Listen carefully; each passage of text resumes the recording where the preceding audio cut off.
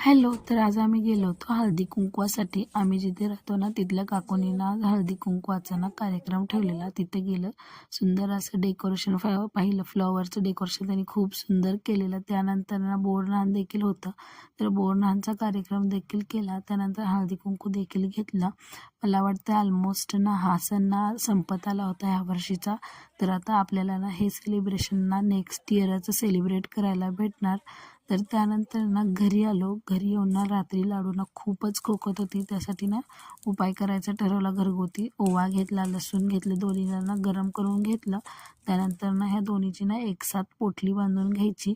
या पोटलीने ना बेबीला ना आपल्या आपण नाकाला ना शेक देऊ शकतो. त्यानंतर पाठीवरती, छातीवरती, टाळूला देखील ना हा ओव्याचा अजून लसणाचा ना शेक देऊन घ्यायचा. त्यासाठी बाळाचा उपाय ना हा कफ रिलीफ करू शकतो. खोकला देखील येणार नाही बाळाला ना. तुम्ही देखील ना हा उपाय नक्कीच एकदा घरी ट्राय करून पहा. मोठ्यांसाठी देखील हा उपाय ना खूप उपयुक्त आहे. तुम्ही नक्कीच हा ट्राय करून पहा आणि कमेंट करा. बाय.